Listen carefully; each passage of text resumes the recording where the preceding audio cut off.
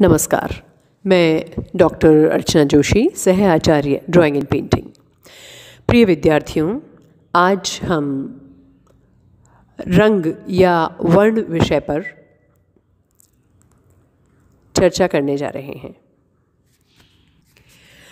रंगों का हमारे जीवन में विशेष महत्व है और यह चित्रकला के तत्वों में से तीसरा महत्वपूर्ण तत्व माना गया है।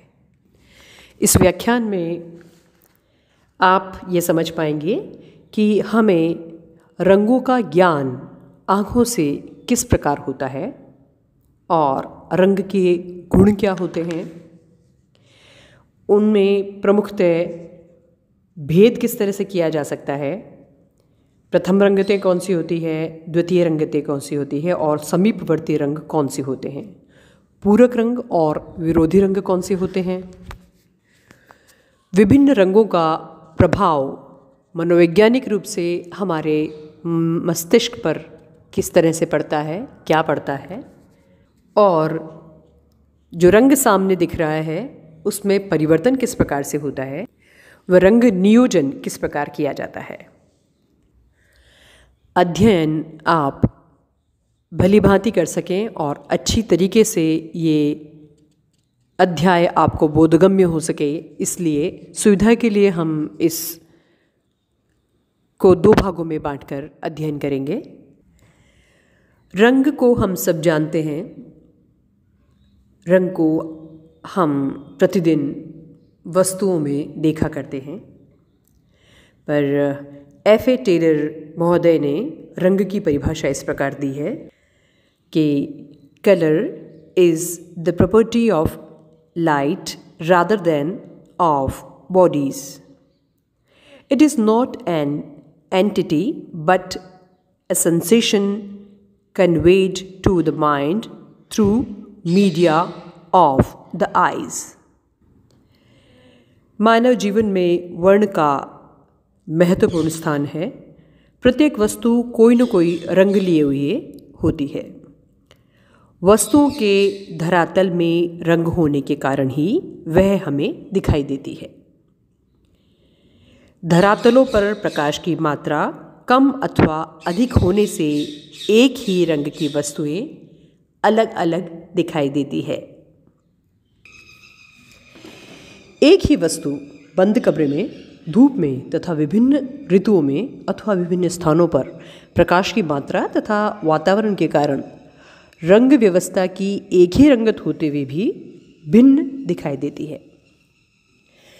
रंगों के प्रति मानव का आकर्षण कभी घटा नहीं है, ये हम सभी जानते हैं। इसीलिए तो आदिम गुफावासियों से लेकर आधुनिक मानव ने सौंदर्य के विकास में वर्ण का सहारा लिया है।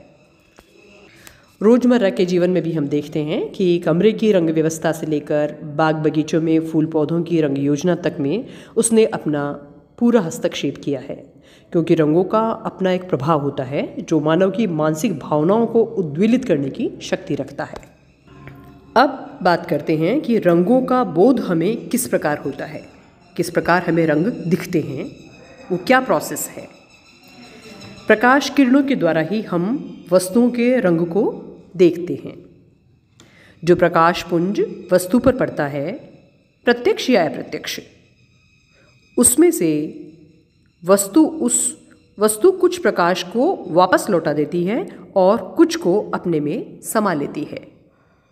जो प्रकाश वस्तु वापस करती है उसी में उसका वर्ण तथा अन्य गुण होते हैं और वह दर्शक के अक्षपटल पर पड़ते हैं। अक्षपटल का मतलब है रेटिना। आँखों के अंदर जो रेटिना होता है उसे हम अक्षपटल कहते हैं। अक्षपटल के पार्श्व में रोड्स व कोन्स नामक सूक्ष्म तंतु ग्रंथियाँ होती है, जिनके द्वारा हम वस्तु से परावर्तित किरणों द्वारा वस्तु का वर्ण अनुभव करते हैं। अर्थात तरंगों का स्वयं कोई रंग नहीं होता। काले व सफ़ेद की पृष्ठभूमि रोड्स के द्वारा तथा रंगतों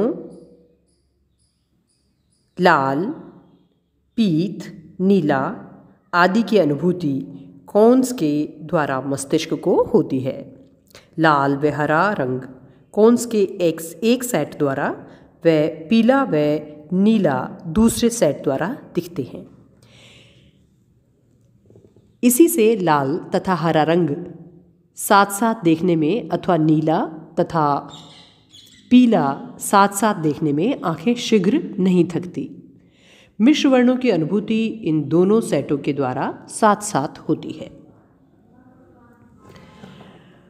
वर्ण की तरंग गति क्या होती है और कैसे उसका भास होता है, इसको जानते हैं। वर्ण बोध में तरंग गति का अपना महत्व है। जितनी अधिक तरंगों की लंबाई होती है उतनी ही उनकी चाल शीघ्र होती है। तरंगों की लंबाई के कारण ही उनमें प्रखरता तथा ऊष्मा का भास होता है। सूर्य किरण के वर्णों की तरंग लंबाई का आभास आप सूर्य की तेज धूप में बाहर जाकर कर सकते हैं। वर्ण की परिभाषा अगर दी जाए तो वर्ण प्रकाश का गुण है, कोई स्थूल वस्तु नहीं है, इसका कोई स्वतंत्र अस्तित्व नहीं है, बल्कि अक्षपटल द्वारा मस्तिष्क पर पड़ने वाला एक प्रभाव है। और वर्ण के 3 प्रधान गुण माने जाते हैं। पहला रंगत, दूसरा मान और तीसरा सघनता।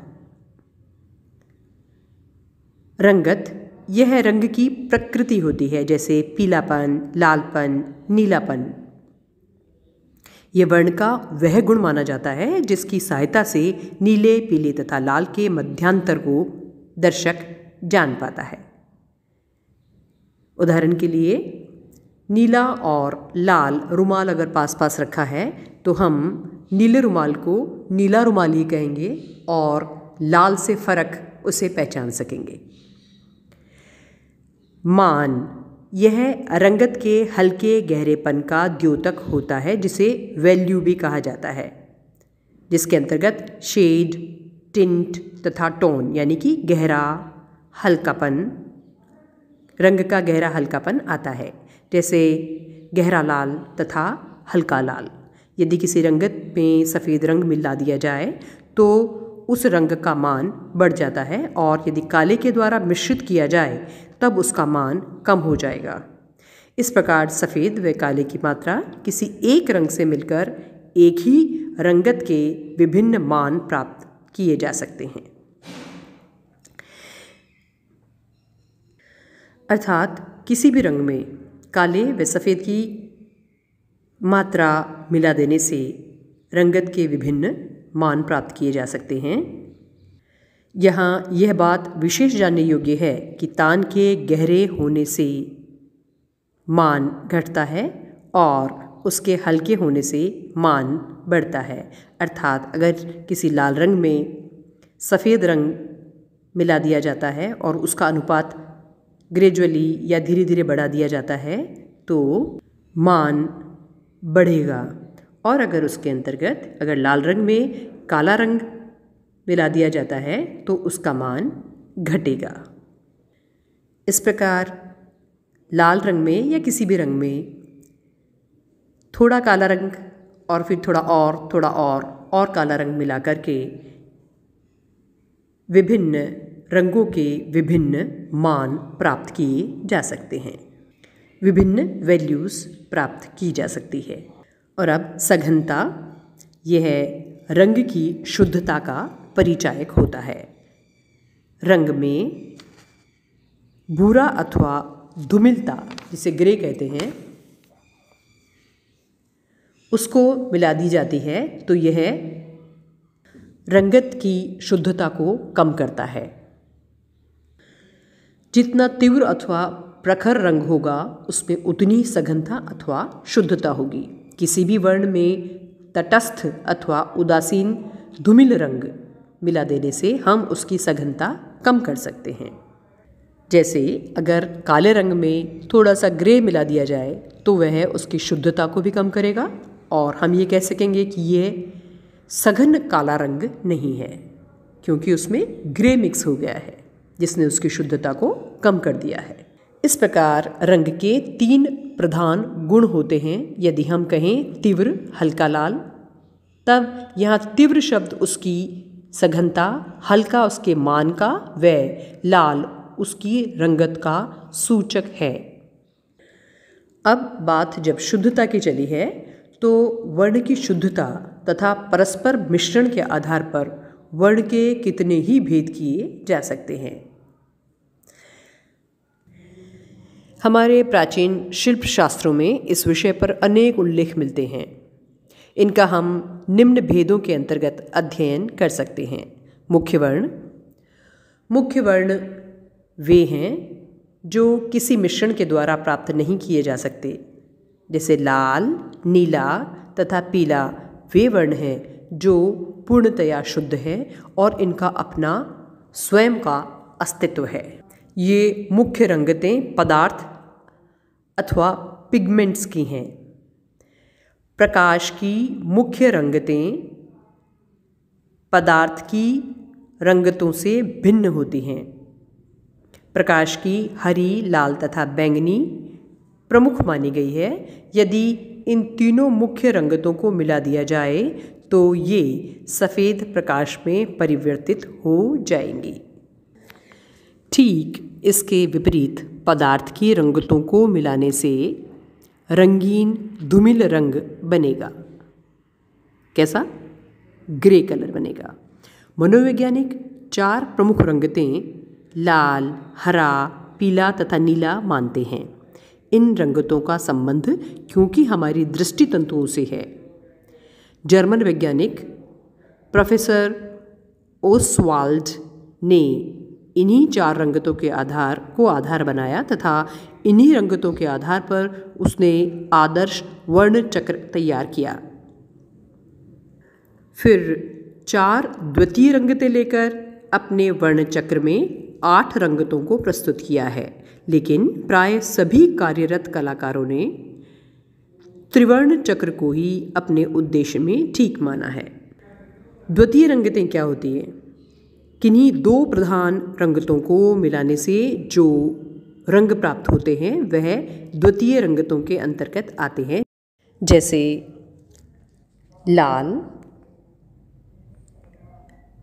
और नीला मिलाने से बैंगनी बनता है, लाल व पीला मिलकर के नारंगी बनता है और नीला तथा पीला मिलकर हरा। इसी प्रकार यदि किन्हीं 2 द्वितीय रंगतों को मिलाया जाए तो विभिन्न रंगतों की प्राप्ति हो सकती है। समीपवर्ती वर्ण उन्हें कहा जा सकता है जैसे पीला, पीला नारंगी तथा नारंगी, सभी में पीला रंग उपस्थित है। तो संबंधित वर्ण उन रंगों को कहते हैं जिसमें एक श्रेणी या जाति के रंग विद्यमान हो। पूरक या विरोधी वर्ण यदि किन्हीं 2 प्रमुख रंगतों को मिला दिया जाए तो इससे प्राप्त द्वितीय रंगतें तथा शेष बची हुई मुख्य रंगतें एक दूसरे के विरोधी तथा पूरक वर्ण कहलाएंगे, जैसे लाल का पूरक हरा, नारंगी का पूरक नीला तथा बैंगनी का पूरक नीला। पूरक या विरोधी वर्णों को समझने के पश्चात अब समझिए कि एकाकी वर्ण या मोनोक्रोम कलर किसे कहा जा सकता है। यहाँ केवल एक ही रंगत के विभिन्न मान तथा सघनता वाली रंगतें का तालमेल एकाकी रंग के अंतर्गत आता है, क्योंकि ये एक ही वर्ण से बने होते हैं, जैसे नीला, हल्का नीला, गहरा नीला, यानी कि नीले रंग की विभिन्न शेड्स नीले रंग की मोनोक्रोम कहलाएंगी।